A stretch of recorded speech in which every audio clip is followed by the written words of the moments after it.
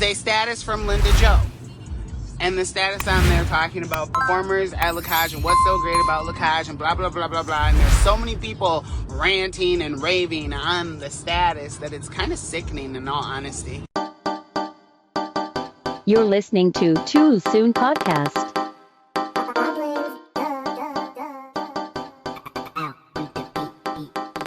What's up, everyone? My name is Linda Jo. I am loud, sometimes aggressive, and I do live for the drama. You can call me Linda Sojourner Truth or Linda Controversy Ho if you're nasty. And that's on Mary Had a Little Lamb. Hey, it's Malaya Marvel, Wisconsin's favorite drag superhero. I'm here to keep you up to date on what's popping in pop culture. You see what I did there? No, but seriously, stick around because it's going to be a good episode. What's up, everybody? Welcome back to Too Soon. I'm super excited about this episode. Later on, we have an interview with Eddie Danger. Sexy. Yes. We're going to talk about a bunch of shit happening in news, pop culture, and, you know, whatever other controversial topics we want to talk about. Oh, I think we might even do a little Drag Race recap, catch-up type thing. That sounds great. Congrats to, we're going to talk about the winner of UK season 2 and some other hot news that's happening in the drag race sphere, but we'll get to that. Yeah, it might be a whole new series in the multitude. It was going to be, what do you call it? It's like the drag race universe. Yeah, I don't even, girl, the drag race diaspora. No, should we call it the DRU, drag race universe? Like at this point, yeah. Okay. But anyway, like as we do every week, we're gonna start off with Too Soon. And Malaya, I think you got a topic. I have a perfect topic, and I am super excited to talk about it. Is it too soon to declare Cardi B the winner in her 12-year feud with Candace Owens? Because the dragging that she put on her in this past week, it was worthy of Cardi B, and she let Candace Owens know exactly where she stands. I don't know. How much did you hear about that, Linda? Did you? I didn't hear about it, but aside from you telling me about it, so I really don't know what happened, but I do know that Cardi B loves to, she's a messy bitch who lives with the drama like I am. So anytime that Candace tries to come at her, because this isn't the first time, she's always clapped back. And I know Twitter will go up for Cardi. Well, it's been, at this point in the making for a while, just because they've had back and forth over the years. But recently, the Grammys, that's a big deal. And we're starting to see a shift in the Grammys where they're actually starting to show a little bit more respect, in a sense, to urban acts. So, WAP was the big performance of the night. Like, that's what people really wanted to see, Megan and Cardi, and conservatives had a lot to say about it, Miss Owens included. And she was on Fox News, Tucker Carlson's show, and they were speaking on the performance. In my mind, they were conflating a lot of things that weren't really relevant to the performance, but they were saying that the performance was perverse and that they were trying to basically corrupt young women in America, and saying that Cardi was trying to destroy the fabric of traditional American values by simulating lesbianism on the Grammys main stage. Because if you did see the performance, Cardi and your girl Meg, I know you love Meg, they was dipping and doing it, and they was getting a little dirty, and I loved it. Like, if you don't want your kids to see that type of material, maybe they shouldn't be watching the Grammys when there are artists who do create content that is more geared towards adults. And, they just had a little bit of back and forth where Cardi ended up reposting segments of the conversation that Candace Owens was having, and basically trolling her in the sense of, she was like, yes, girl, thank you for putting me on Fox News, because now, you guys are going to help me get to, 6 times platinum. And they just had a little bit of not even a little bit of back and forth. They went in. And there was just a lot of digs taken at each other. Cardi compared our previous first lady, saying, well, girl, if you're so bothered by WAP, I was just inspired by your girl, our previous first lady. In my personal opinion, I don't think Cardi is what Candace wants, because Candace tries to keep things very, quote unquote, respectable and professional in a sense, and she thinks she leads with like this level of intelligence. If I talk to Cardi in a way where it comes off like my grammar is better than yours, and I'm very, she's bougie in a sense. She thinks that means that she's doing something better, and Cardi had to let her know, no, my songs are taking off, and I'm one of the most popular celebrities in the world, and everything that you say is just helping me. But that was my take on it. Yeah, I think it's all like, Candace is a scam artist. I don't believe anything that comes out of her mouth is genuine. I don't think her feelings about Cardi B are genuine. I don't think that her feelings about being Republican and all her conservative beliefs and all that trash. I don't think any of it's real. I think she's a con artist, she's a scammer, and she is doing this because she knows that she will gain attention and will get notoriety and maybe even make more money from dumb white people who think that she really believes the things that are coming out of her mouth. But there's no way in hell that she actually genuinely believes the things that are coming out of her mouth. I agree. I feel like she does a lot of things for shock value. In the best way of putting it, she's like the quintessential pick me. She's like, okay, I'm gonna say all the stuff that makes me like, I'm not like those other. I don't even know if I can say this word in the podcast, but you remember that little girl Treasure that was on Dr. Phil? Mm-hmm. She was like, I'm not like those other Negroes. Like Candace gives me very much that energy, and I agree. I don't think she fully. Candace gives me, I identify as a white woman. All right, come on, Stacey Dash. Tying things back.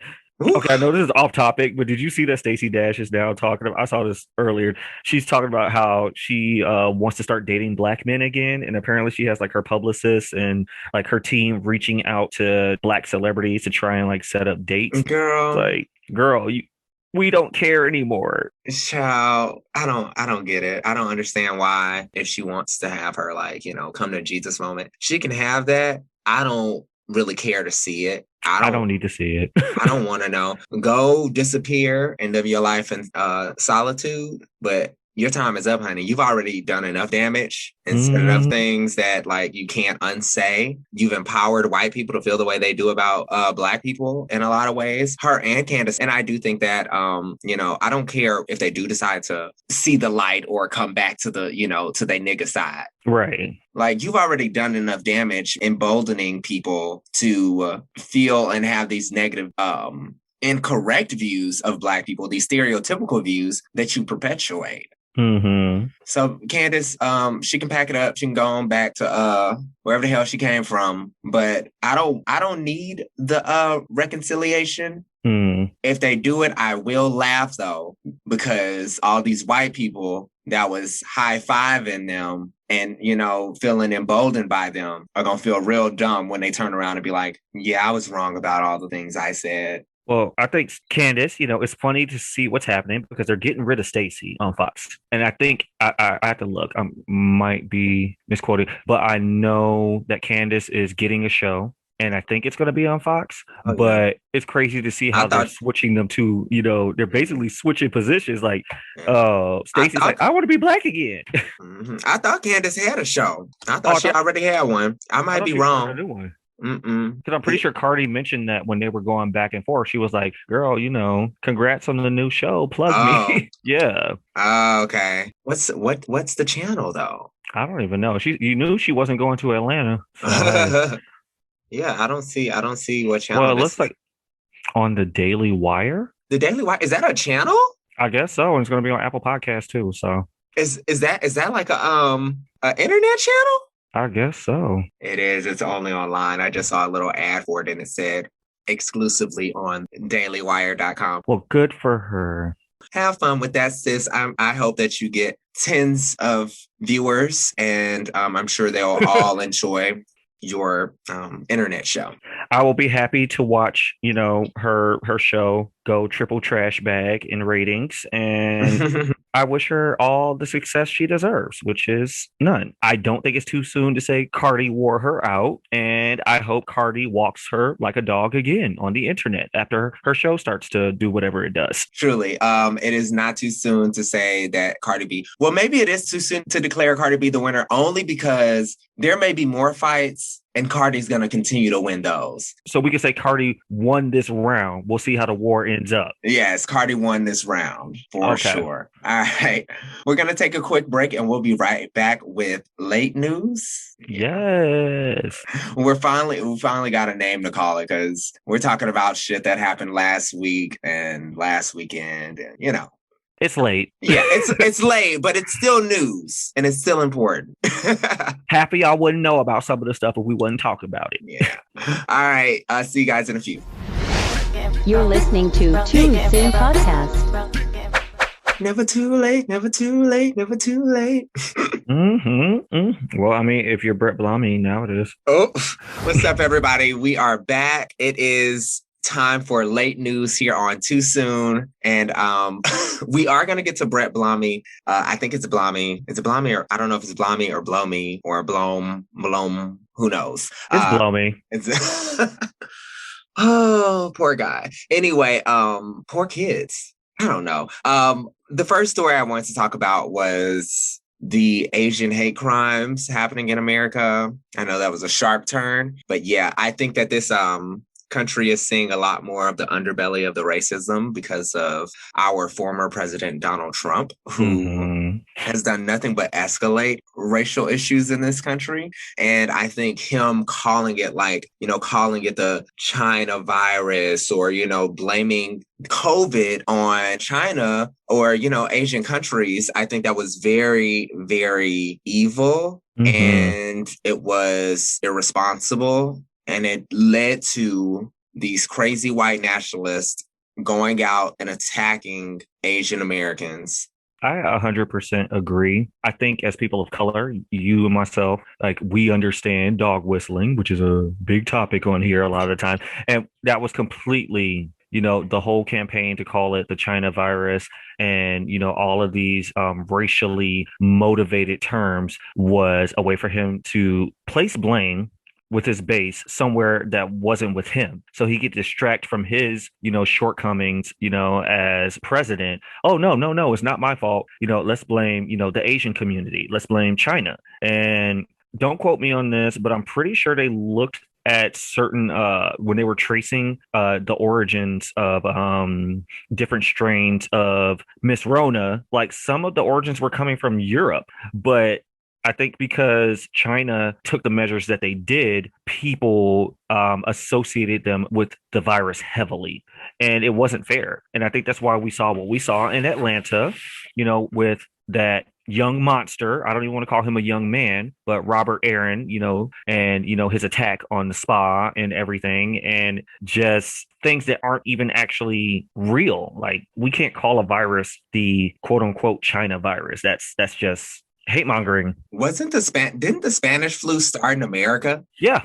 And they call it the Spanish flu and it had negative connotations. And now, I've been saying this a lot lately. White supremacy hurts everyone. And I do like the messaging and the design, the goal of stop AAPI hate. But what I'll say is we need to stop white supremacy. We need more appreciation. It's just gross, seeing how disconnected we've become when it comes to interactions between different racial groups. Yeah. And, I may not be able to speak on this issue as well as, an Asian American or Pacific Islander who has experienced that type of discrimination and hate. But what I can say as a minority is that this issue, it's not a new issue. It's just we haven't been paying attention to it. And I think that ties into, I think I made a comment about this in one of our previous episodes, where we take positive imagery that's stereotypical and we think it's okay. What I mean by that is we'll talk about certain stereotypes, like Asians are good at math. Excuse me, I know this isn't the most appropriate, but I'm just using these as examples, a positive thing, quote unquote. And then it takes away from the real lived experience that Asian Americans have because we put them in this space where they're the good ones. They don't have problems. They're the model minority. Exactly. It's not reality. Just like any other community, Asians aren't a monolith. And I think one of the big issues that we're going to start unpacking in the years to come is this myth of, like you said, the model minority and how it has caused real issues that the Asian community faces to not be taken seriously. And it's sad to watch it. Another thing that really bothered me about this whole situation with the Atlanta situation, the young demon, I'm not going to call him a man. The terrorist. Exactly. The domestic terrorist, thug. Exactly. Everything else they call us. There was so much quote unquote understanding for him. And I want to say they even said, oh, he was just having a bad day. Yeah. I mean, do you go and kill 8 people when you having a bad day, Malaya? Exactly. Not at all. I mean, I might go home and punch a picture of myself when I was in drag 5 years ago because I'm mad I used to look like that. But no, I don't want to kill nobody. I was listening to some of my other favorite podcasts, which are primarily, African American people, this, that, and the other.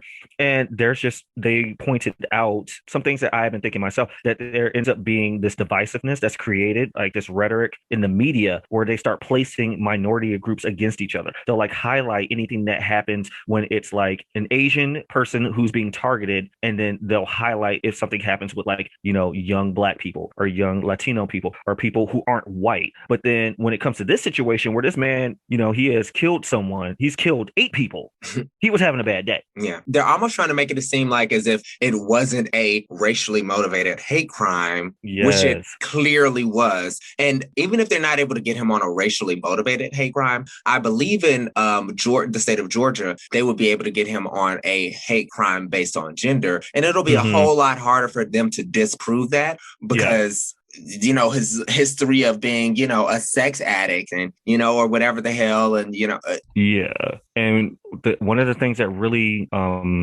bothered me about it, listening to some of the talks around it, people are trying to say that it wasn't racially motivated. Like you were saying, they were saying that he had a sex addiction. And I say this only because of this narrative that's being put out there, but people were trying to say that these spas in Atlanta are known for, being open after 1 a.m., if you know what I mean. And, oh, you from the South, Linda, what do they say? What's open after 1 a.m.? I don't know. Oh, you had never heard an old Southern lady be like, the only thing open after 1 a.m. is legs. Oh, you know what? I probably have heard that, but I literally was drawing a blank. I was like, the devil? That's the narrative that people are trying to push now. They're trying to push this narrative now that, it wasn't racially motivated. It was motivated by him being denied by, I guess, these women who were working in these locations. And he was more so upset because he was having his power taken away from him. He wasn't able to access them the way that he wanted to. So that's why he came in and shot these people. And another thing that really, really irks my spirit is people trying to say it wasn't racially motivated because some of the victims weren't Asian, but you're targeting Asian businesses and killing Asian people. And that to me it's so disrespectful and so belittling to what the larger picture is. Like, don't move away from what this is. It was obviously a hate crime and it was racially motivated. Whether or not, he got to know these people through sex work or not, it was racially motivated. In other news, moving down to Tennessee, recently on the 15th, the state legislation and state Senate in Tennessee voted on a bill that was proposed by an African-American state senator, Ramesh Akbari, to remove language in their constitution that allowed for slavery in the case of criminalization. And you would think this is something that people would unanimously agree to remove, but there were 4 representatives who decided that they did not think that they needed to vote in favor of removing this language. And in particular, Brian Kelsey, he felt that his reasoning behind not wanting to vote to remove the language is that it would create a false narrative that there is slavery in Tennessee. And I just think that it is completely ridiculous. And all of these people need to be put on blast. Yes, we're talking about you, Joey Hensley, Janice Bowling, Brian Kelsey, and Frank Nicely. There is no excuse for any type of tolerance for this type of rhetoric in this day and age. And It makes no sense. It just... He called it fake history. Mm-hmm. I think it is ultimately fake history to be telling our voters next year that the 1870 Constitution allowed slavery. Well, Tennessee State Senator Kelsey, there was a loophole which states that slavery shall not exist for whatever reason unless for a punishment of a crime. So theoretically, there's a loophole where people could still be slaves for committing a crime. Well, I mean, and that also ties into, the prison pipeline that we talk about. And we talk about how there was a moving of power. You couldn't overtly have slavery anymore. So how do we continue to keep, that system working? They moved it to the prisons. And they buy into this idea of like, oh, it's not slavery. It's just, they deserve that because, they committed a crime or they're being punished. But there's a difference between slavery and somebody, being able to work to make a living. And they don't seem to understand that. Right. Slavery shouldn't be a punishment for a crime. Slavery shouldn't exist in this country. Slavery shouldn't exist anywhere. And for them to not just immediately understand, like, you know what, there's a loophole here that allows us to have criminals be slaves. They just don't care. Yeah. And I think not even just white people, but people in general have an issue with holding themselves accountable. And I think that's why we see so much backlash and resistance to actual progressive change, because to be able to change, you have to admit there's a problem. And people don't want to admit there's a problem because they don't want to feel like they're the bad guy. Very that. Yep. Well, luckily the bill passed and there is no longer a loophole in Tennessee for criminals to be punished with slavery. And hopefully we can take it national. Yeah.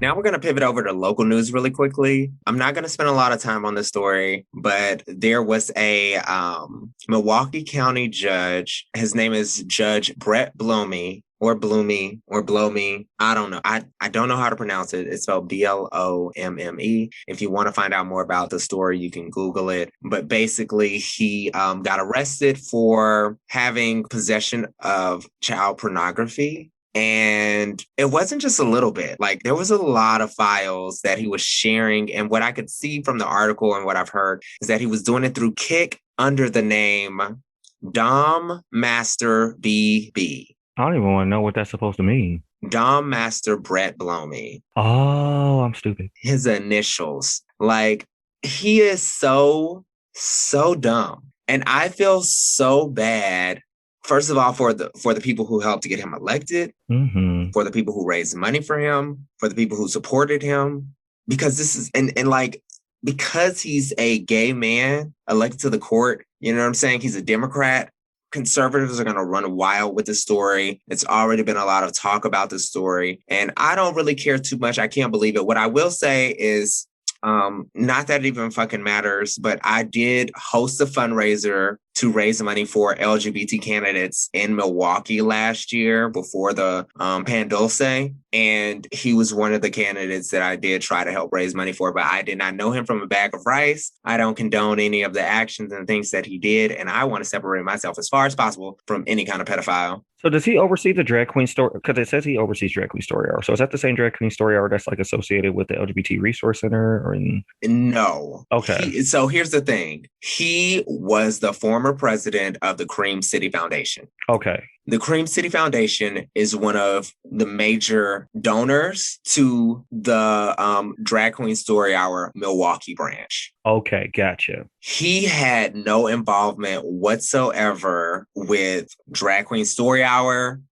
He had no involvement in our events. He was not at any of our events. He also did not have any involvement in any of the planning of Drag Queen Story Hour events, or he didn't help us decide what we spent our money on. The Cream City Foundation, a branch of their organization, basically was providing resources and money to us to do things, but he wasn't involved in any way with that. Gotcha. Okay. Because I was going to say, I did Drag Queen Story Hour back in the day, and I was like, oh, Lord. We both have. And, I am the Milwaukee liaison for Drag Queen Story Hour at the moment. And I don't want anyone to make this false association, but they were trying to dig up anything on him to connect him to children in any way. And because he was the former CEO and president of the Cream City Foundation. They tried to connect the Cream City Foundation to Drag Queen Story Hour and place him in that somehow, but he wasn't involved. Well, he's trash. And I will say the one good thing that comes out of this is that he's been exposed.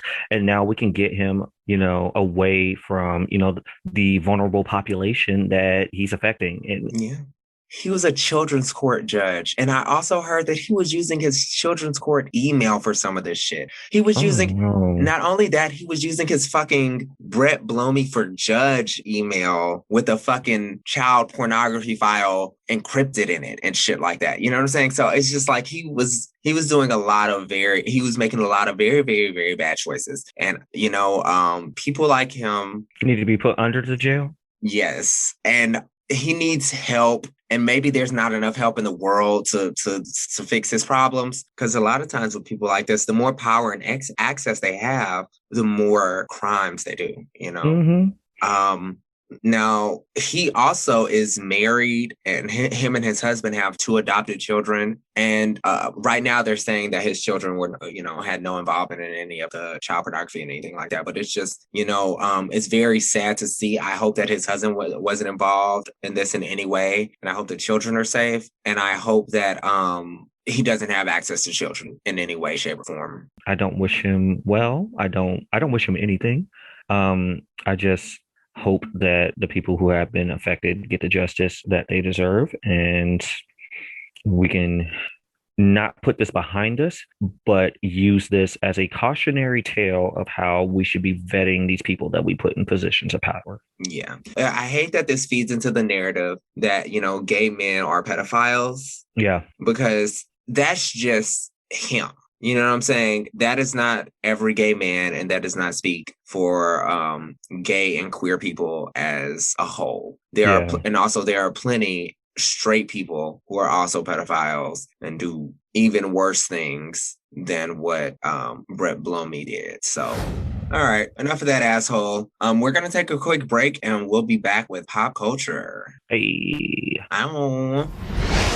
you're listening to Too Soon Podcast. So, girl, how you been keeping up with Drag Race? US is kind of... I have been trying to keep up with Drag Race. I have been trying. So, how do you feel about Drag Race season 13? These last 2 episodes have been weird. Denali should have easily been in the top 5, if not the final 4. And for her to... You saw what happened, though, like with the whole situation with the transformation and everything. Yeah, I was really gagged. And I feel like Denali did what she was supposed to do for the challenge. That's what I'm saying. I thought Olivia, like out of most of the girls, I thought maybe if they didn't like the makeup or whatever the case may be, it was, whatever. They felt like it wasn't blended enough or whatever. She looked like Denali. I saw her and I thought Denali. She looked blended to me. I don't know. Maybe the, the filter on the cameras at Drag Race, they saw something different than we saw, because I thought she looked fine. I thought the eyes were a little, like, if we're going to be real technical about it, I didn't think she looked bad at all. Maybe the eyes needed a little bit more time, but maybe she just didn't have enough time to, like, do what she normally does. But also, too, it was still the right shapes for Denali's stamp. You know what I'm saying? Like, I feel like she put Denali put her stamp on her face. Whether or not, like, it may have been the most flattering face on her, she still put her face on her, in my opinion. She was one of the only ones that I looked at, and I was initially like, that's Denali. Exactly. So, it was that. She put her in her iconic costume, and I don't think that they should have taken points away from Denali for how Olivia performed, Right. Even looking at what Olivia did to Denali, I saw the elements of the essence of Olivia, that what she's shown on the show. I felt like it looked like Denali wearing Olivia's drag versus Denali's look. What Denali did to Olivia, I felt like she was actually channeling Denali, if that makes sense. Very that. So they judged them as groups, and Denali had to lip sync against Olivia. Yeah. And I don't know. I think that, to me, there really wasn't nobody really outperformed another one. You know what I'm saying? Like, it's a toss-up. It could have been either of them. Like, we all lost, because I didn't want to see either one of them go home. We all lost in that we case. Did. Honestly, like 2 weeks ago, it shouldn't have been Denali in the bottom. No. Denali should have been safe. Yeah, I agree.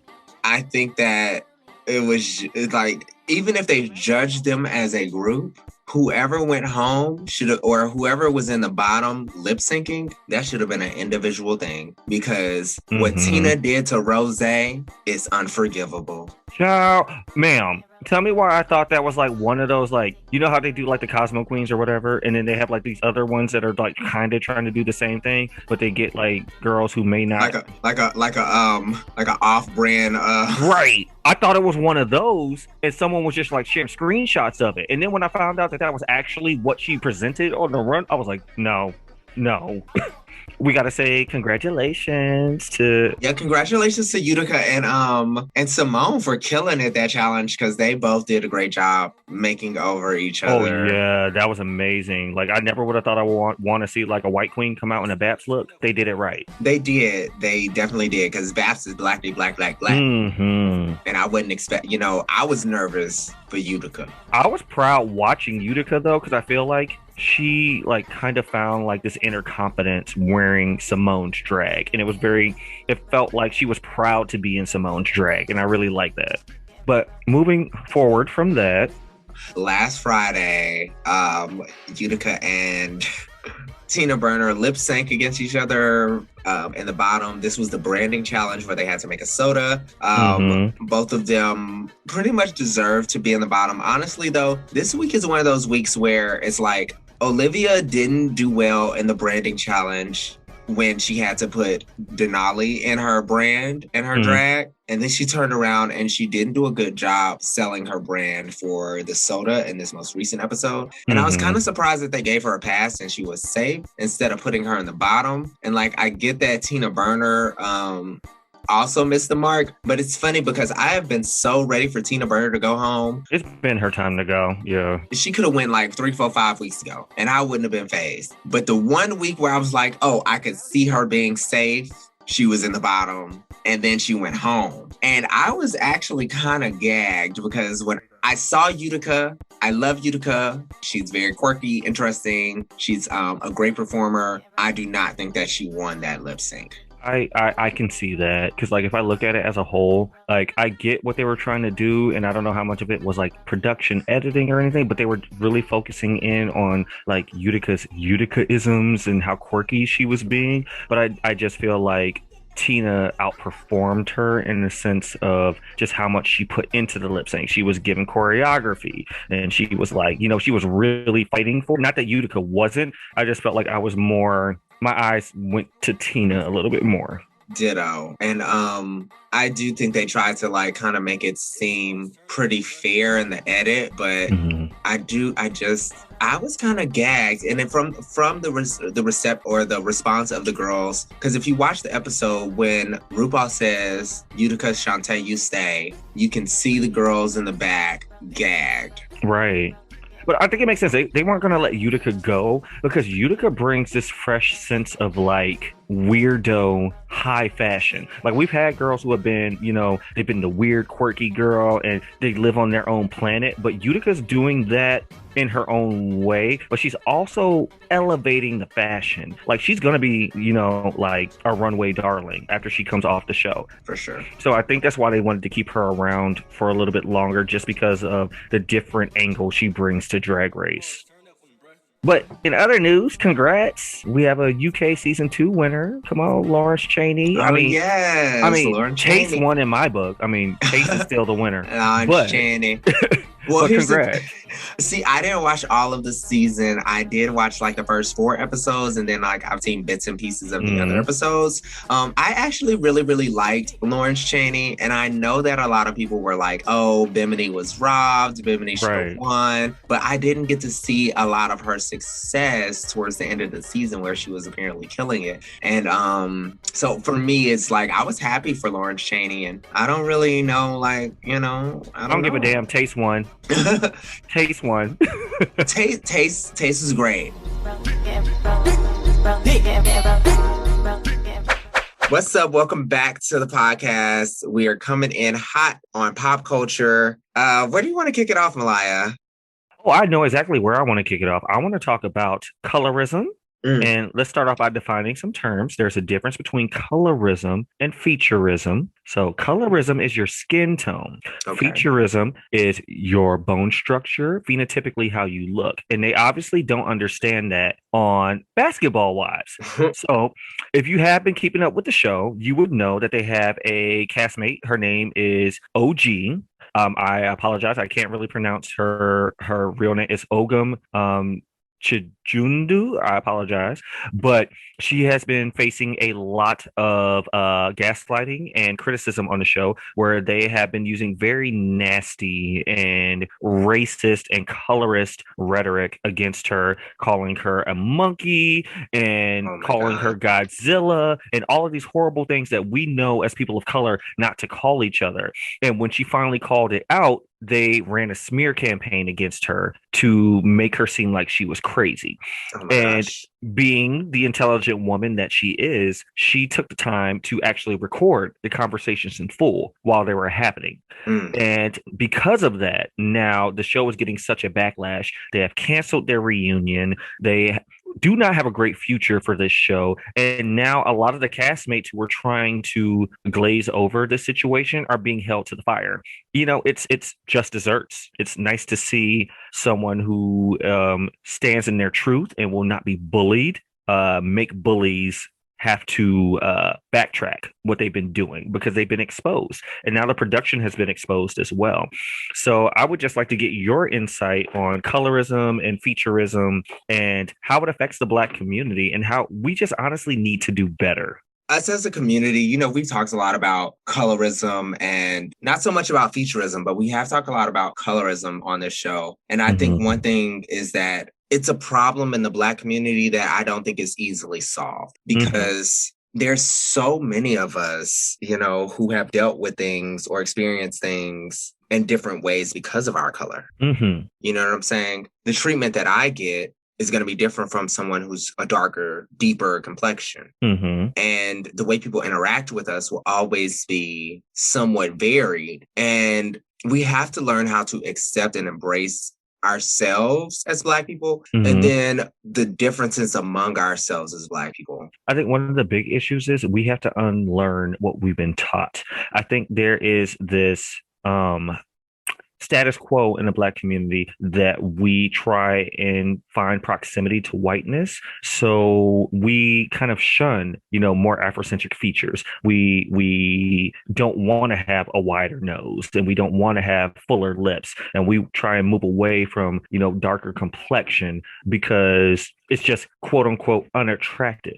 And we don't understand the context and the meaning behind it in the sense of this is something that we've been taught since we were brought to this country. Yeah. No one told us that Black women were ugly when we were in Africa. But when we came here, they told us that we were ugly. And after generations, now we believe it. And that's where we have the issue. We need to unlearn what we've been taught.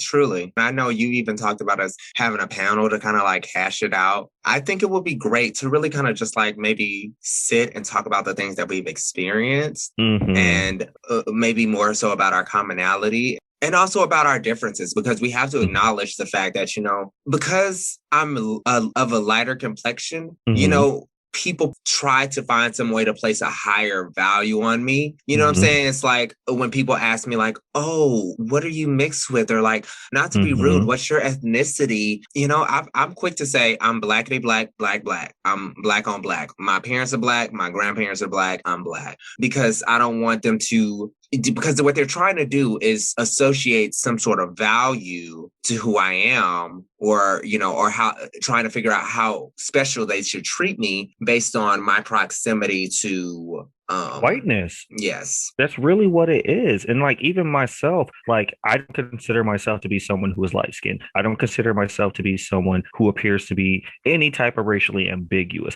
But just based on me being a quote unquote lighter complexion than say someone like I have a sister who is she's very deep complected. And growing up in the Black community, people didn't think we were siblings.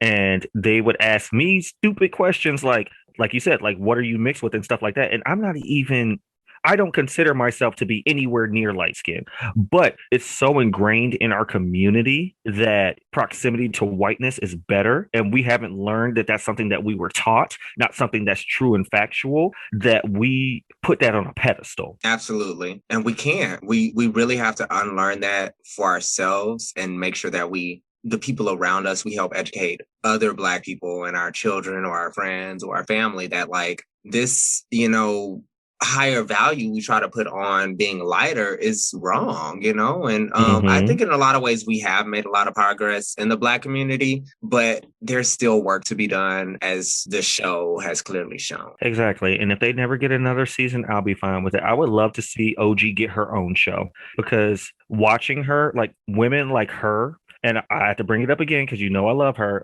Monique Samuels, who, she was the brown girl on her season. And I feel like I love the Potomac franchise, but they did kind of treat her differently. They tried to say she was ghetto and she was this and she was that and whatever. I think it had a lot to do with, we're not going to let this brown skinned girl come in here amongst this group of lighter skinned white passing women and, be the standout. And that might not be the case because they all identify as African-American women, but you could see that there was a level of disdain for her. And it's hard to separate that from her complexion. I could go hours and hours about how Robin tried her hardest to prove how Black she was. I might cut that out, but it's just... No, I get what you're saying, though. But me playing devil's advocate, I mean, I also feel like that is a symptom of racism trickling down to anti-Blackness, trickling down to colorism. And her being a lighter-skinned woman who probably didn't get the same validation from the Black community that she was looking for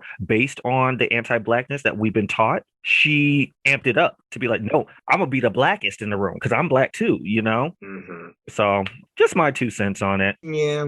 Her DNA ancestry said another thing, honey. I heard. She was mad. I saw that. She was mad too, but she's still Black. Mostly Black. I'm not dealing with you today. So yeah, but that's for another story for another day. We have other topics to talk about. Moving right along. Yeah, I guess we can talk really quick. The Oscars just announced their nominations, I think last week, and in Judas and the Black Messiah, Judas and the Black Messiah were both nominated for Best Supporting Actor. So it's kind of confusing because who was the lead? Child, we need answers. Who was the lead? Who was the lead?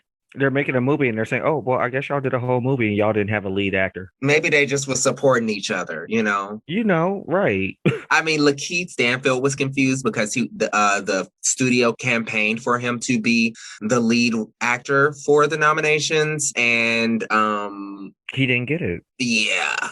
And the fact that they put them both in the same category for the same movie, it's really like, It's a slap in the face.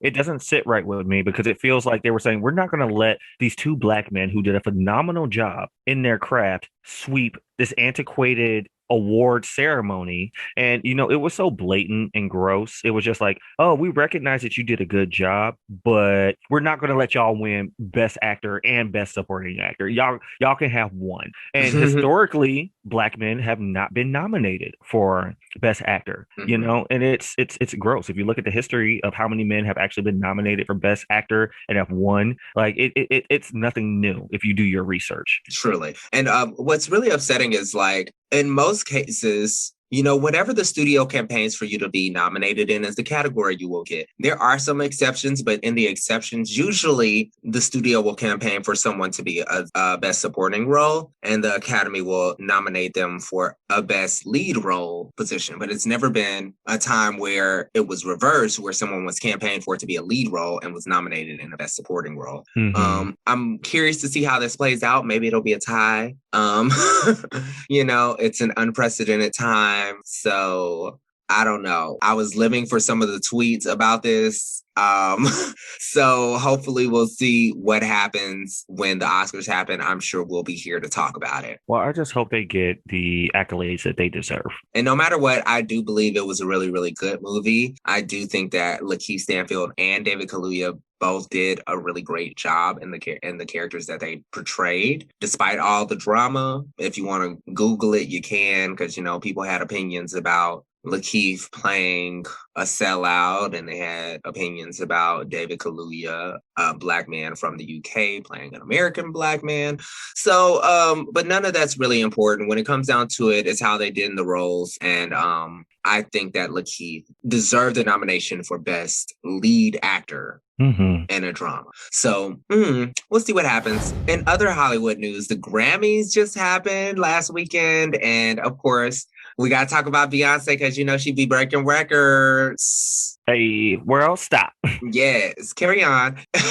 She literally just broke the record. She is the winningest female artist in Grammy history. She's won the most Grammys as a female artist, and we love to see it. Megan also won for Best New Artist. She's the first Black female rapper to win that award since Lauryn Hill. Oh, wow. What was that, 98, 99? Yeah, I think it was 98. 97, 98. And then Tiffany Haddish also won for Best Comedy Album. And it was the first time a Black woman had won that award since 86 with Whoopi Goldberg. That's crazy. That's 35 years. So people, for y'all listening, when we talk about representation, this is what we mean. You're telling me in the past 35 years, there has not been one Black woman who has been talented enough to even be nominated. You know, I don't know. And even if they were nominated, they haven't won in 35 years.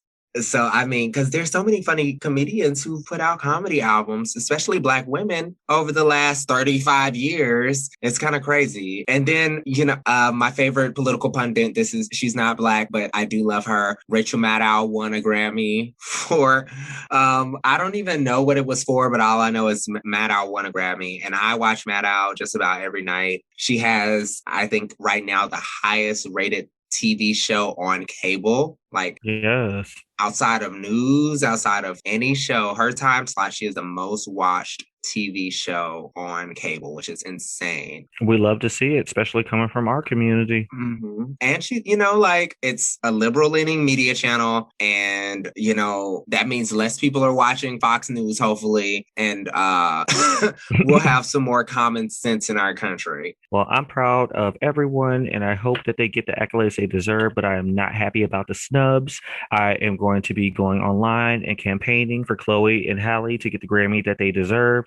And also my baby Doja Cat, because, you know, she should have got more recognition for what she did in the 2020, but, you know, whatever. Yeah, a lot of the girls didn't really get the nominations or awards that I feel like they should have. And especially Chloe and Halle, because they are so talented. They Ungodly Hour was amazing. And the fact that they didn't win any awards or take home any awards, it's really kind of shocking. Yeah, and I think maybe I'm, you know, misquoting, but I'm pretty sure like Beyonce, was it Parkwood Entertainment? Is that the name of her company? I'm not sure. I think it's Parkwood, but I think they had put them in for consideration for some of the big awards, and they got snubbed for even the nominations, and then the awards that they were nominated for, they got snubbed there too. So it's just like, you can't win for lose it. Yep. It's a real sad day. Taylor Swift was there at the Grammys. She also broke a record. I'm not sure for what. I don't really care. But Beyonce did send her a bouquet of flowers after the award and thanked her for always being so supportive. And we love to see it. I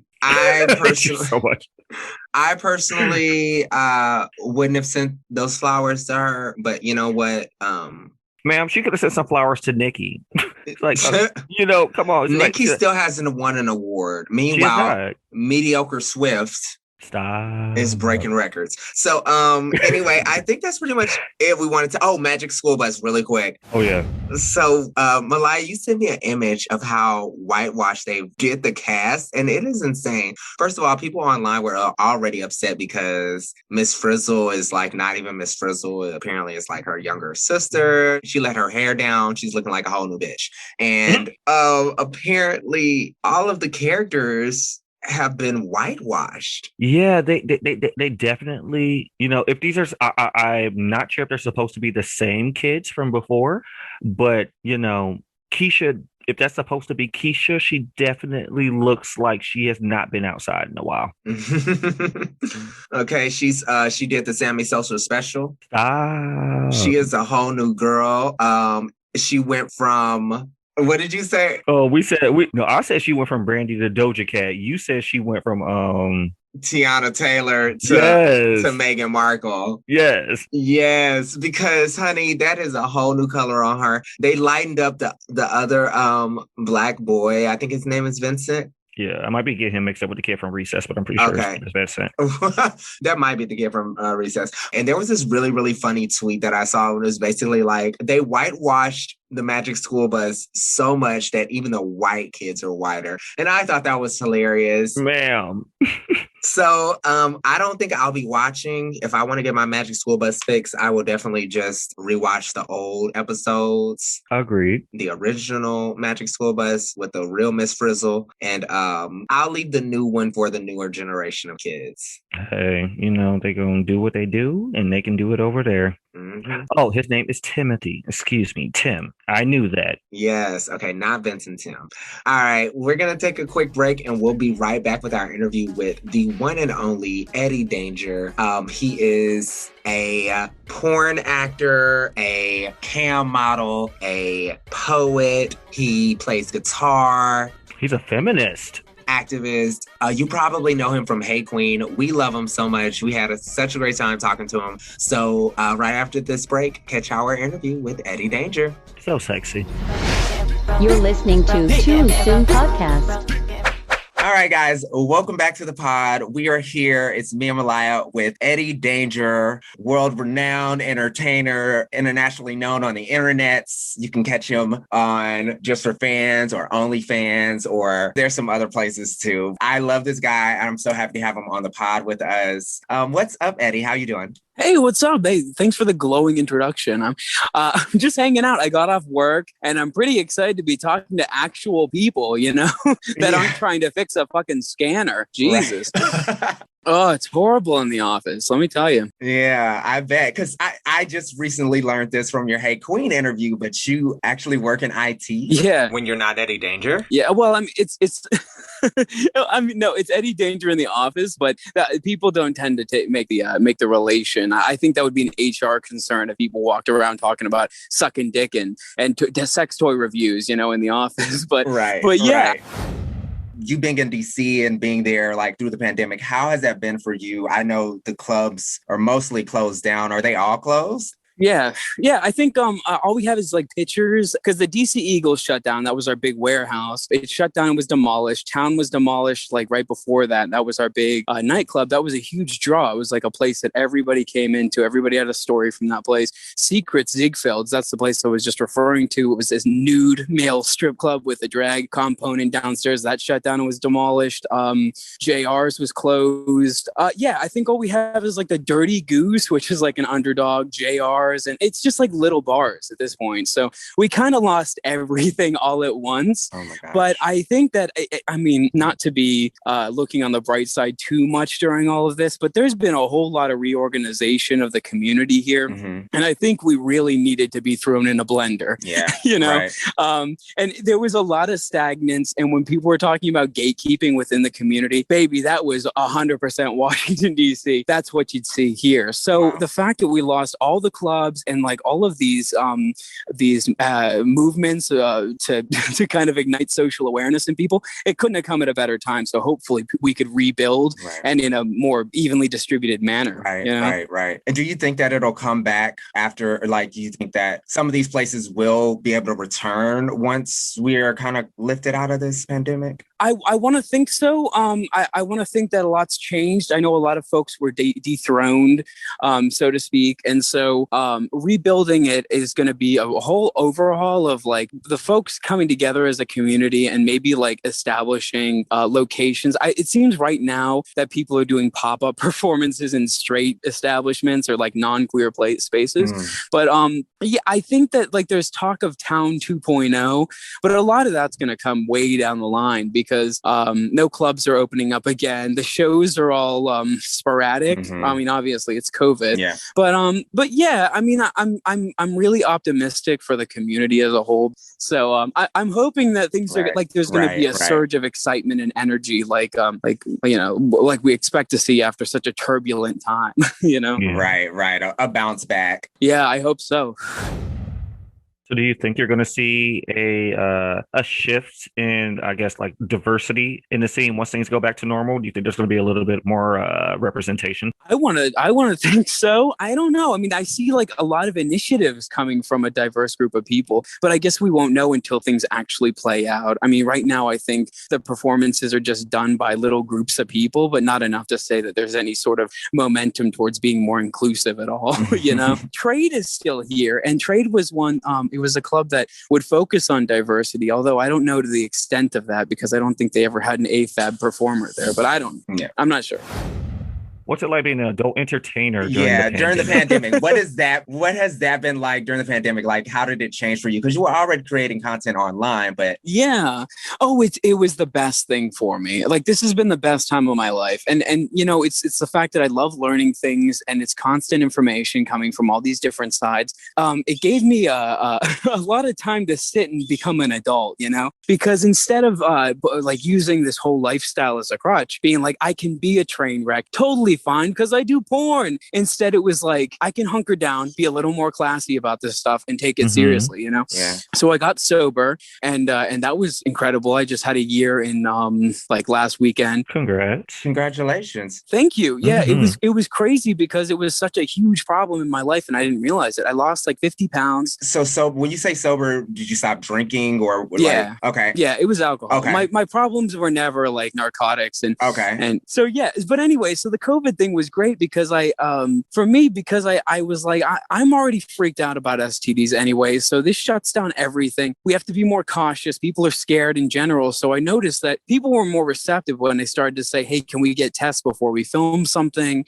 And like, I could establish long-term relationships. Now there was this one girl that came into my life around Mardi Gras and she's like kind of like a really shy, pretty girl, but super shy. And she's a half Black girl. And so we got to go through this Black Lives Matter movement together. And I've never had a significant relationship with somebody that wasn't artificial, you know? Yeah. But with her, going through this whole revolution together, she became such a dynamo. And that was honestly going to be my next question about, you know, the protests and stuff in DC and like what that was like. Oh, it was beautiful to watch the Black Lives Matter protests from during the daytime to watch it progress. And it was such a celebration in the city. It didn't seem as treacherous, I think, as the news was making it out to be, because then later on in the night, we were spending all day thinking about this. And then we were going to these protests and the sun was out. It was gorgeous. Everybody was playing music and carrying on. Such a good feeling in the city. And then at night, it would turn a little scary, but we understood what was going on. But it was pretty disturbing to watch a lot of my friends that I worked with in these clubs and that I'm personally super protective of, you know, clutching my pearls like I'm somebody's mother, like doing this after hours protesting. And like, it wasn't destructive, obviously, but they were going on Facebook Live and recording the craziness that was going on with the police and like, you know, after hours with the shooting of the bullets and that people running and kind of like hiding behind trash cans and shit because they they didn't know if some car was going to throw him and like throw him in the car and drive away. But it was so scary to watch all that shit go down. Cause I'm like, oh my, go home or like, or something. Or just like just make it through tonight, you know? Right. And did you I know you got to go out and protest at least once. I think I saw a photo of you out protesting. Yeah. What was that like for you going out and protesting? Well, I'm scared as fuck in general of people. Like large crowds have always scared me. I think it's a lot of the effects of being a stripper in these clubs, because whenever there would be a large amount of drunk people around you, you're afraid of being hit or dragged away or something happening. So I never like enjoyed being in public, but I wanted to go out. And there's like a tiny little gathering that I went to, and I was like, this is beautiful, peaceful and everything. But then obviously I wanted to see the actual movements going on. So these friends of mine carefully dragged me out of the house, and we could hang out there in like the parts that weren't as populated, but you could see where chaos was brewing. It was cool to watch, but I think the overall sense of community was more important. You know how that feeling of pride, like when you go to the pride parades or something and you kind of get lost in like the Disney magic of it all, you know? Yeah. That's how it felt, you know, here. Yeah. Yep. So porn during the pandemic. That's how it was. So this girl and I have been making these videos, and she's glowed up to this incredible dynamo.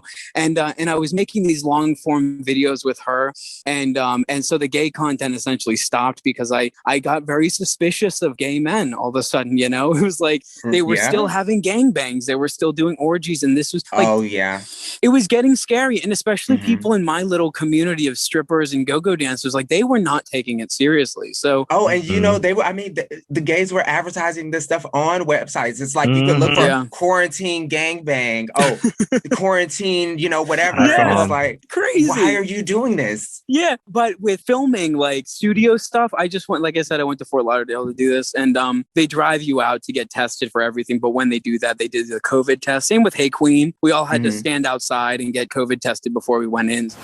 Were you still getting contacted throughout the pandemic about doing like professional shoots and stuff? Or did they all kind of like take a break? Well, they shut down for a minute. My stuff got really weird because I started to focus more on the digital with everybody else. And I was doing sex toy reviews for these companies. And that ended up being a pretty strange arrangement too. But it got me to start using webcams and shit. And I never wanted to do that. But people recognized that I was entertaining enough to have a featured show. So luckily I got to do featured cam shows where they pay me up front and I agree to perform for a certain amount of time.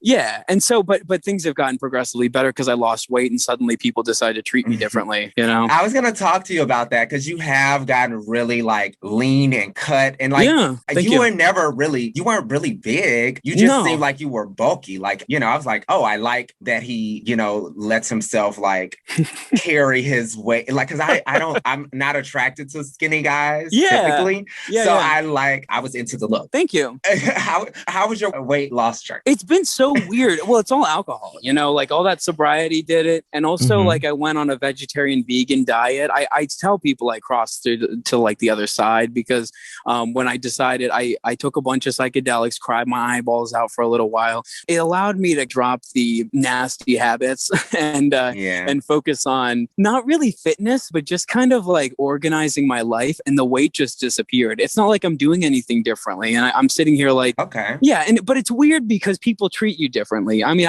when I see myself before, I see a sad guy, but I don't see somebody who's unattractive. I see somebody who was a great brand for the time. But you've always had a beautiful smile though. You have a smile that's inviting. Yeah. Thank you. Yeah. Well, that's always, you want to be inviting as a porn actor, right?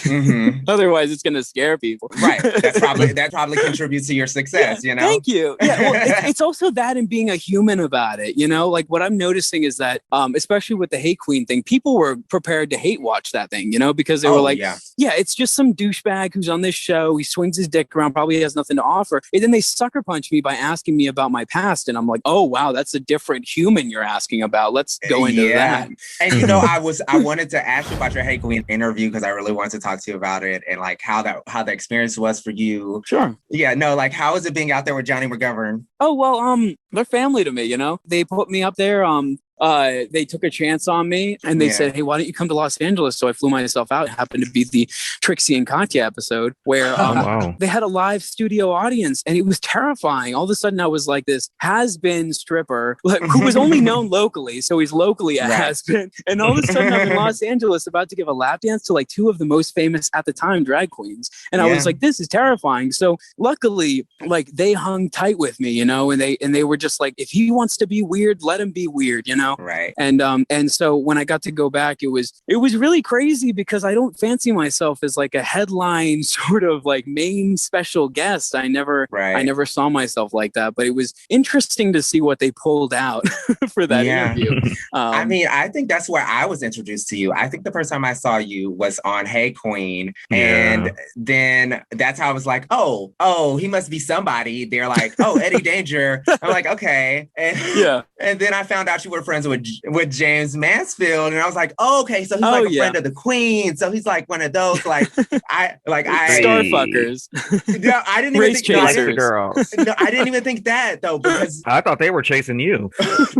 Truly, but there's this friendship and community between drag queens and porn stars or adult actors, and like I have always noticed that and thought that was really, really cool because we do kind of live in the same kind of world, you know, we're mascots of the gay community. Yes, you know? mascots for sure. And you know, I was a mascot in middle school. It was it's a disguise that you put on so you can enter society as a vulnerable person and still maintain that emotional integrity. You know, it's for me at least, because I was never myself. The person who's talking to you right now isn't on stage. I would assume a disguise, hence the douchey like snapback, or like I would put on this whole elevated sense of like, here's a white douchebag. This is what I'm going to sell you for a minute, and I would perform as that on stage with the vocabulary, and I would embody that persona the same way a drag queen would go out on stage and say, this is who my character is, this is my aesthetic, let's go, let's make art, you know. How did you and James meet? Oh, that's so like I have like intense relationships with people. Like I'm not the kind of person that can talk to a whole group of people all at once. I like one person at a time, and he's very much like that as a person. And I remember talking to him. He was in drag at the time, so it was she was up there at DragCon, and I was like, wow, this is interesting. And this was during her season, so no, I don't think anybody had seen anything, but we had a conversation, and I think we got a picture together. But it was just a matter of I thought the whole aesthetic was interesting. And also when the show started, I connected with the fact that she was shy on the show. And I was like, well, that's totally normal. Like I wouldn't come in there guns a-blazing. I get that. Then luckily we were booked together for Hey Queen. And I would always message the girls before the episodes if we were going to work together and say, hey, I've got this idea for the lap dance. Is this cool with you? Like Stacey Lane, I went and I got an apron and I got some fried chicken. I said, hey, are you cool with me feeding you fried chicken? Because that was like a thing that she was viral for at the time. She shoved the chicken in her mouth and pulled out the bone. You know? And so I loved it. And so basically with James, I wrote to her, I said, any colors you're thinking? Like, are you going to wear a certain outfit? She told me the colors. And I said, I'm thinking about having their puppeteer be a stripper puppet. And she was all game for that. And then we turned it into a little thing. And I think once you have a connection like that with people, like you kind of share the same comedic sensibilities, then you can get into the real stuff. Because like, I don't have a lot of friends in general, but he's like very sound in the sense that I can be honest with the guy and his husband. And then of course we can switch over into our public personalities, you know, pretty seamlessly. Like before it was cool to be, you know, a meta queen, James had a full personality. She had like a fully developed character, and she was doing things that were different for the time. So it made sense that she got cast on the show. Like I still don't think she's gotten enough credit for how talented she is. Like she goes out and she figures out how to do everything. Like so talented.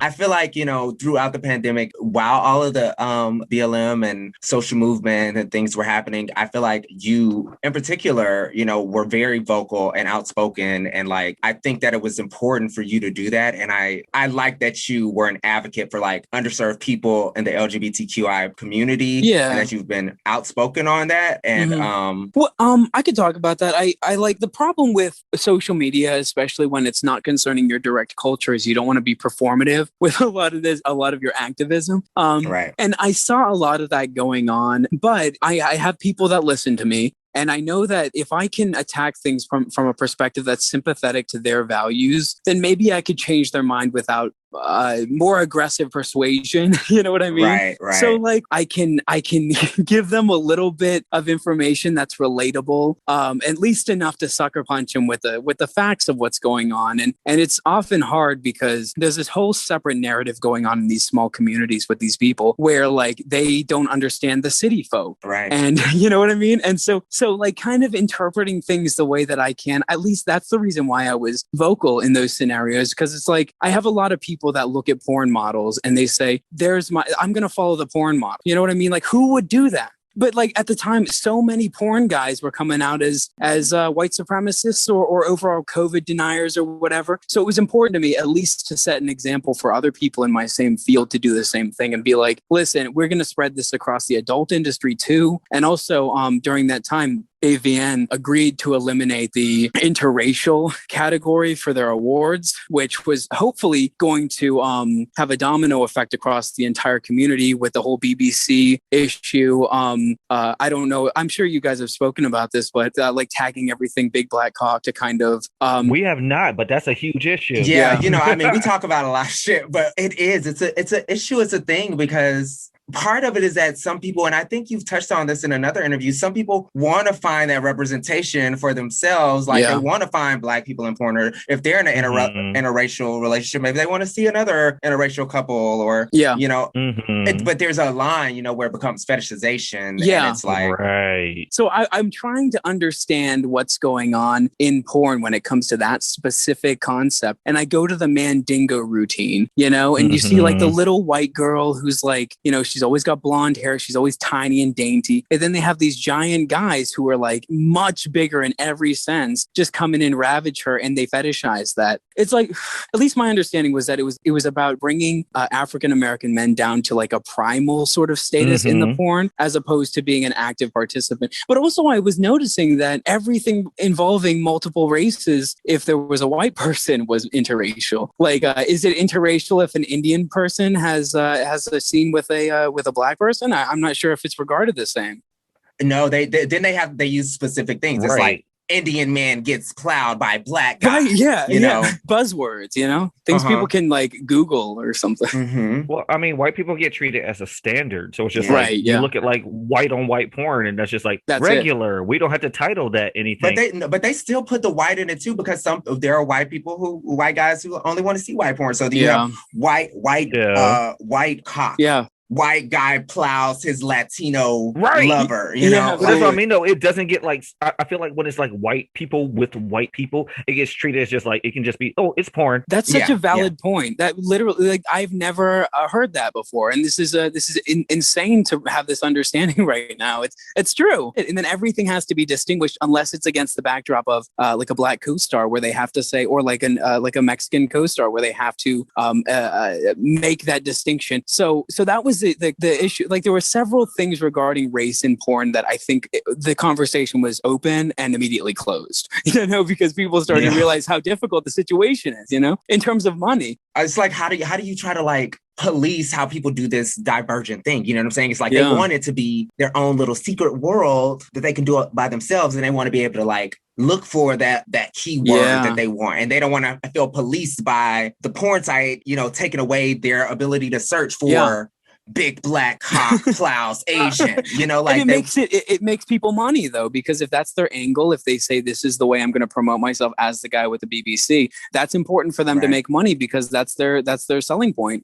So I mean, it's kind of hard. I focus on this in the transgender category because I don't want to tag anything she-male or any of the other words, or you know, that people use. Tranny. Yeah, that people use that word to look for their shit though. So it's like, do you want your content being viewed by people who are interested in it? So my perspective was top-down reorganization. So if you stop using the word where people learn it, because where do you learn about fetishes? You learn from porn sites. So if you start eliminating these harmful words from the vocabulary used in tags or headlines, then maybe the people that are curious about transgender people won't go immediately towards searching for trannies. You know, they would maybe be more sympathetic with their search purchase, but you know what I mean? It's like something that the whole community has to change as a whole, but I don't know. You did a penis talk show a couple weeks ago. Yeah. So this is what happened. They had me, I was like their feature porn star, and I was in this like weird theater sort of situation. It was kind of like a dinner theater thing, and they covered my face and they had me sitting on a stool with two other guys, and it was just our dicks out, and they live streamed the thing for charity, and they basically asked us questions, really weird stuff for sure, but it was totally up my alley because I had just gotten off the release for Hey Queen, got me all like kind of revved up on maybe I can speak more, you know what I mean? Right. Yeah, it kind of opened you up. It was like it was a warm-up for you to start doing more. Yeah, for sure, because then I don't feel so alien when I start to talk about pansexuality, or I got to tell a story, which of course they don't give a fucking Wilton Manors. They're all like a bunch of old queens, you know what I mean? Like the kind that aren't really taking to social justice very well. But I got to tell a story about, because they were talking about like worst hookup stories, and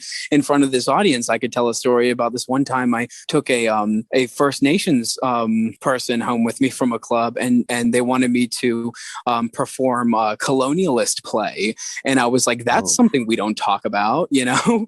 And I got to kind of show that off to the people and be like, this is like a whole different conversation that none of us have had, and I think I'm a little more emboldened to bring up topics that are that maybe the audience would feel uneasy about, just because I was like, why not? I know how to talk about this stuff. I can be articulate. I can probably make a decent point. So just raise your voice, you know? Right. Yeah.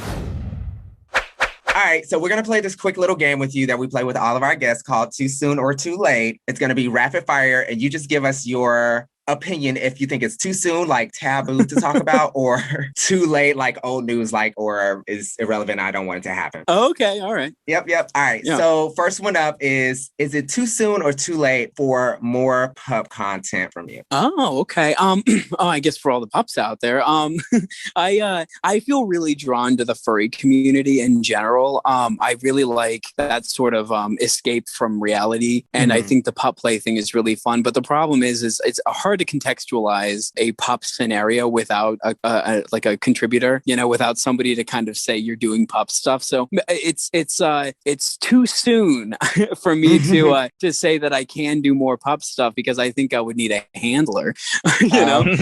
But I would be down.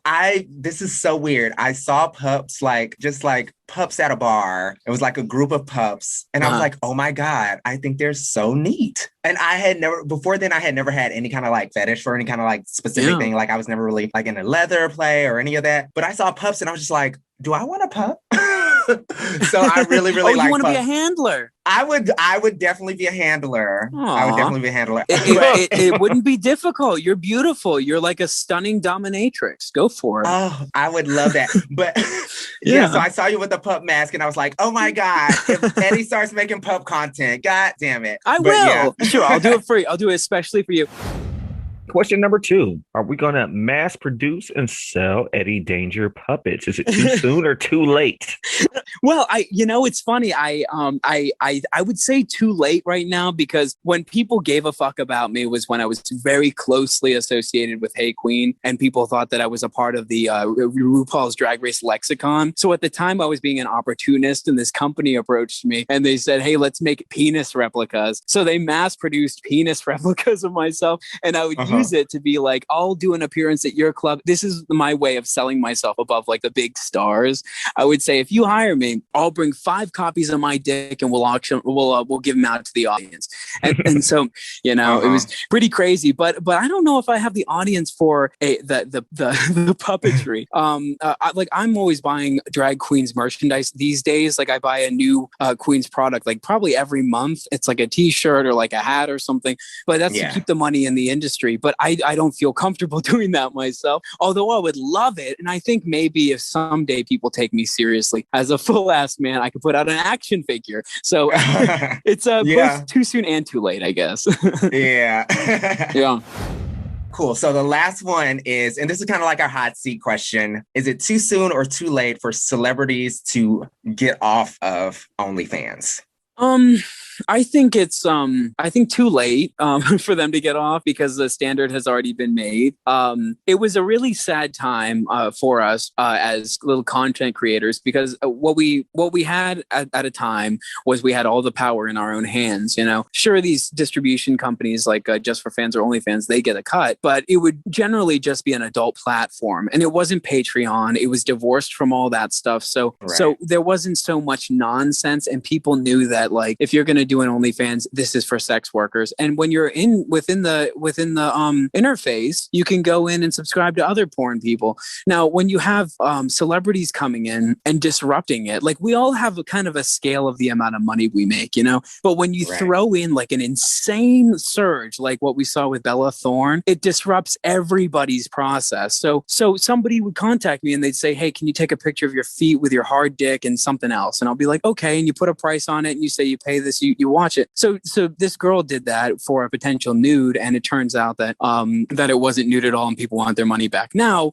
we have to establish, and we have to establish like a protocol for this sort of situation where if somebody feels dissatisfied with their purchase. Now, what do I do now if I send something and somebody goes on that track and says, this foot cock porn video that I paid like $300 for a customization, they're busy jerking off, they've saved it. And what if they're not satisfied? Then they can go run in and dispute it. And there's now a sense of regulation going on, which I don't know if it's a good thing or a bad thing, but all I know is that the celebrities did disrupt it and stick to Patreon.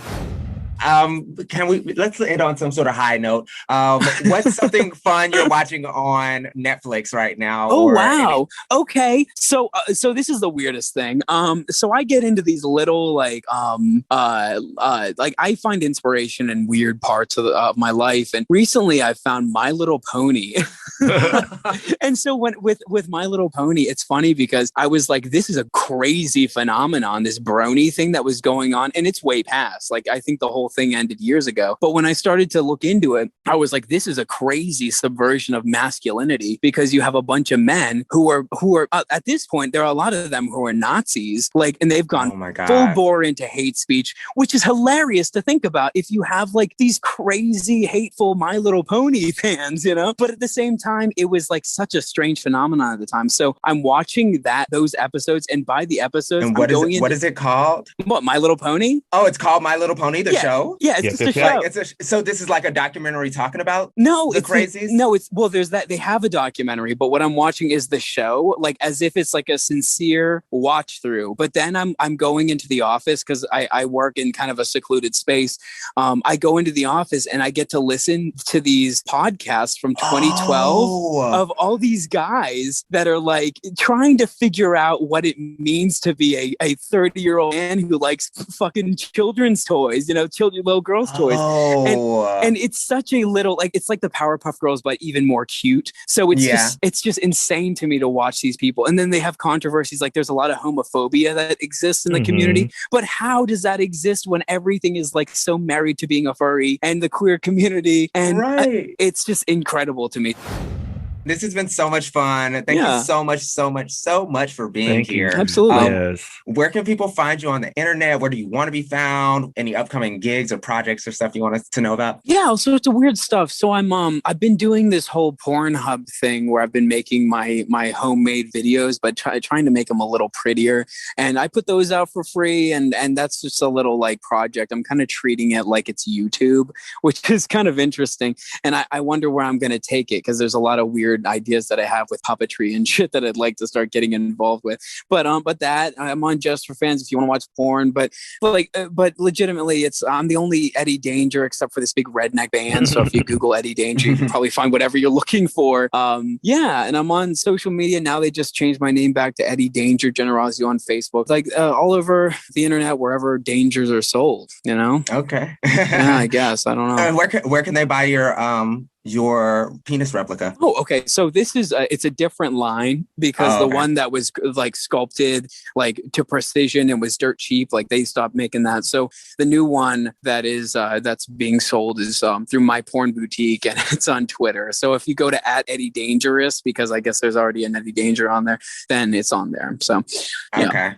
that you can go ahead and pick up your replica dildo and have all the fun you want. But I will say it's by no means as high quality as Lucy Stool's line, and by no means as interesting as her stuff. So I might say just go with her instead. Yeah.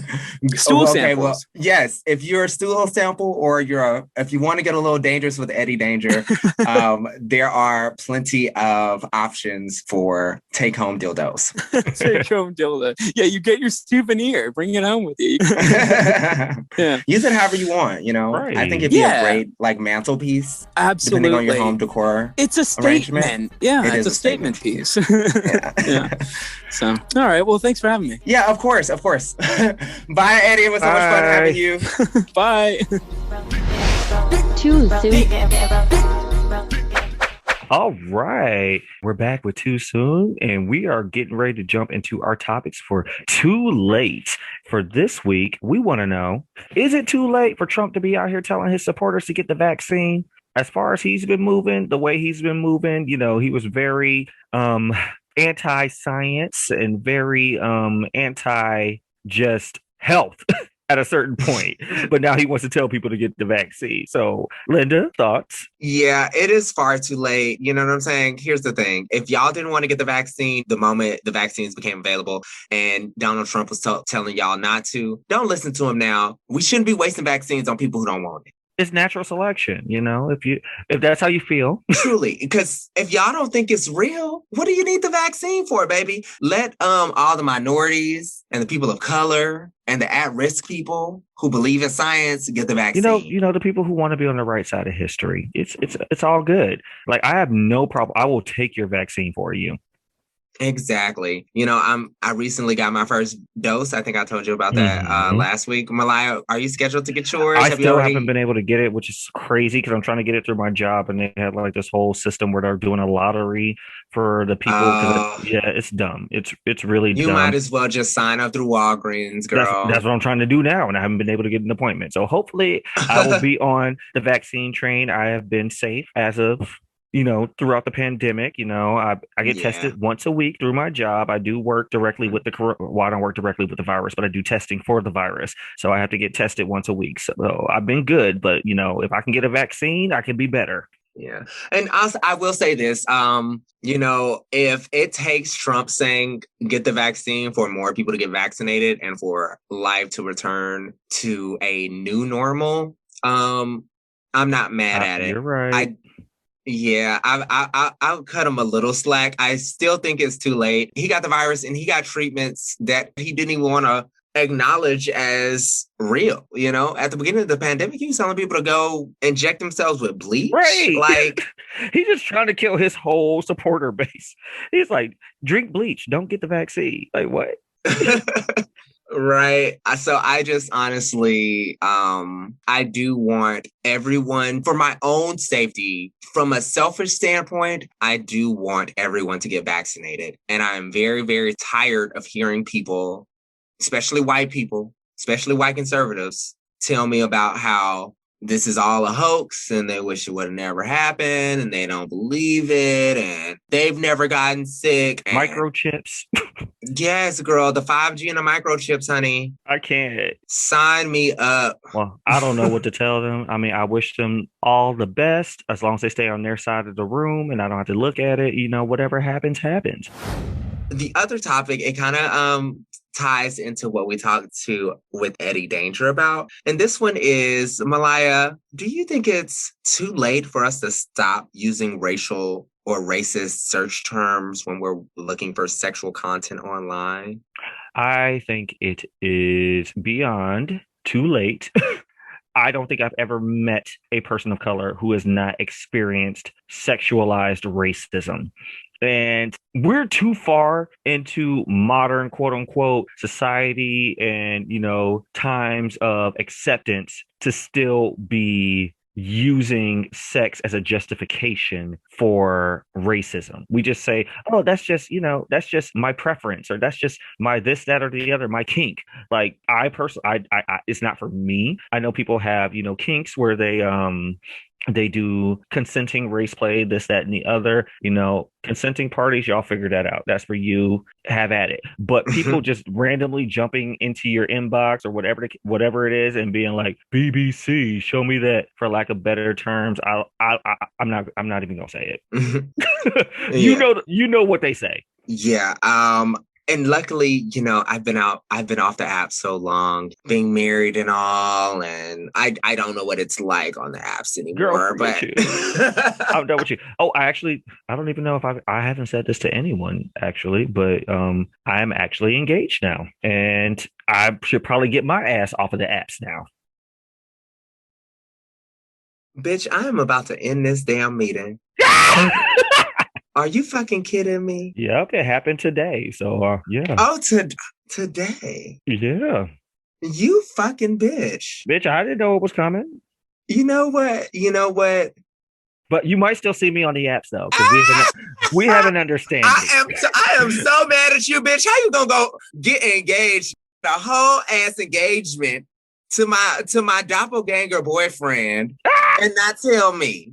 I was going to talk to you about it after, but I figured, you know what, you might as well throw it in. Yes. Well, I'm so happy for you and Jensen. Tell him I said hey and give him a hug for me and squeeze his cheek. I'll think about it. I mean, things ain't changed. He just, he said, let's change the status. And I said, okay, cool. Oh, I mean, y'all been together for what, 11 years? 11 years, a third of my life. No, it'll be 8 years. No, it'll be, dear God, how long have we been? It'll be 9 years in October. Yeah, because it was 2012? Yep. Yeah, damn. Congratulations. I'm so happy for you. So, when you're looking for something, when Jensen is away, do you like to search Asian twink takes big BBC? I mean, I search that when he's here. It depends on my mood. I am very open about being, I am very open about, being open to all types of experiences, but no, I will not be searching Asian twink takes BBC. The thing about racist search terms and sexual content online, whether it be porn or whatever, I think it's very hard to eliminate that. Mm-hmm. I think that I think it's necessary for us to like stop fetishizing and marginalizing people, and especially when it comes to sex and sex work and all those other different things. But it's one of those things where it's like people feel like they're in their own little private world, in their own little, little private space for pleasure, and they feel safe to look for all the bad things that they think about, and there has to be some sort of way where we can combat that, because it leads to this type of fetishization that, people use, especially, I can go on and on about... It leads to violence. It does. If you think about it. Yeah, and I can go on and on about gay men, gay men will see these tropes in porn and see these stereotypes and things like that. And I think straight men do this too. Oh, yeah.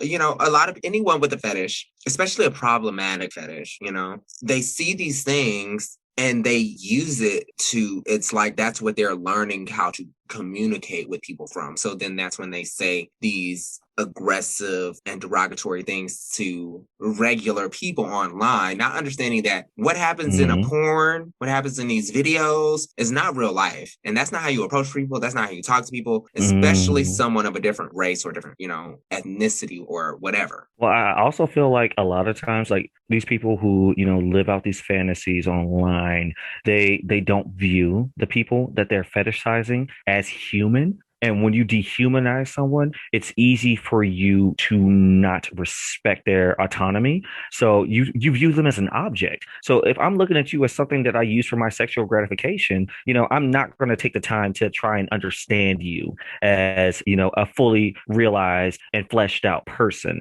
So I don't think they're even really looking at these people through the lens of, this is someone I value, or I want to have a relationship with, or I understand your struggle. No, I view you as something that today I'm feeling a little dangerous, you know. I want the thug who's gonna, jump me and then bang me, down on 15th in Harlem. And this is it's just it's graphic and it's gross, but this is like the mindset that you have to combat sometimes as a person of color navigating, social media and dating. And it's very prevalent amongst gay men. It's like they're trying to live out their sexual fantasies that's built on a fetishization. Yeah, I hate that word. I can never say it. Fetishization.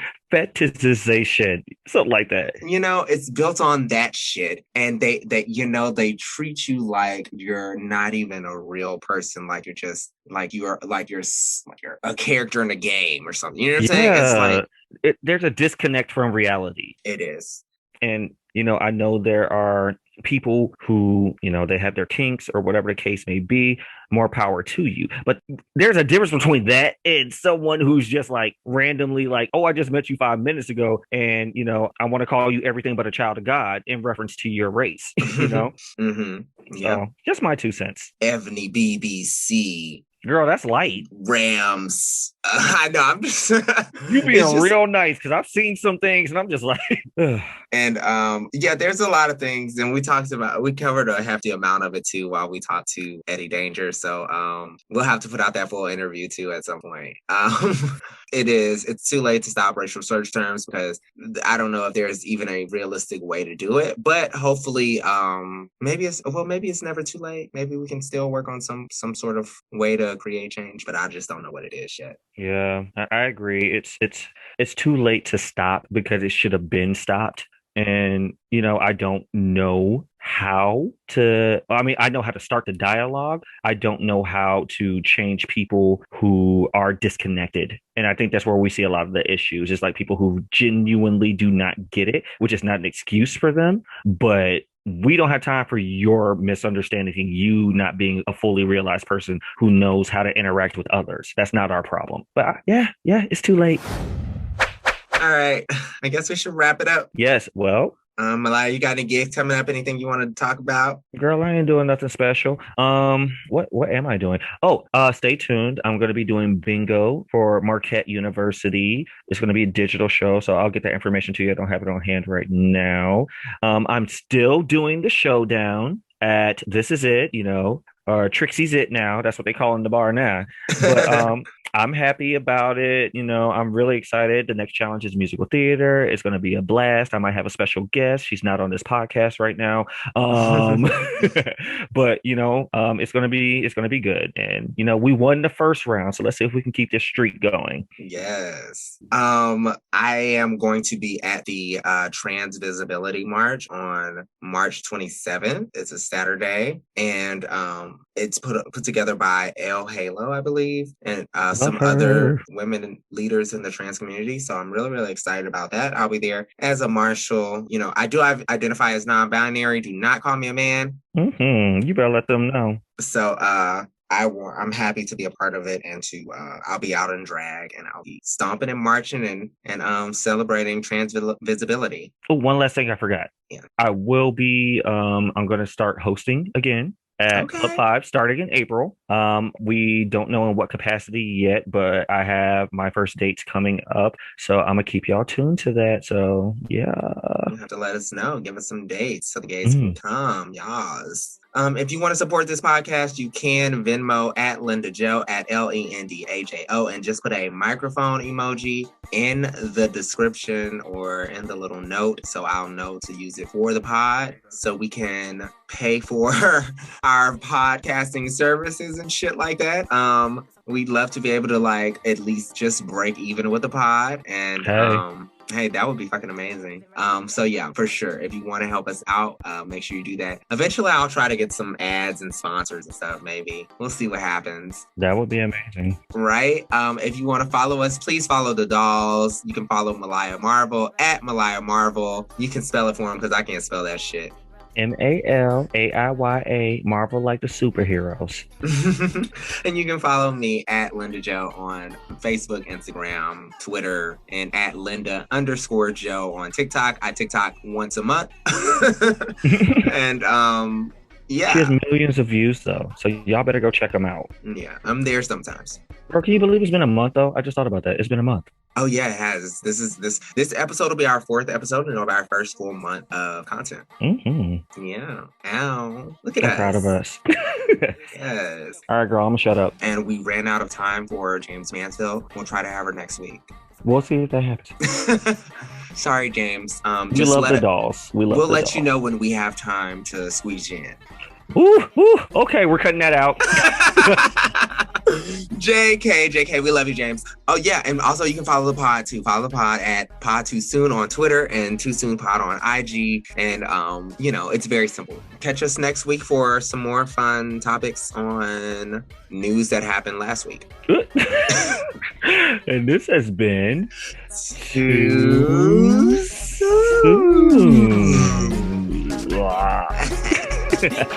We'll see y'all. Bye.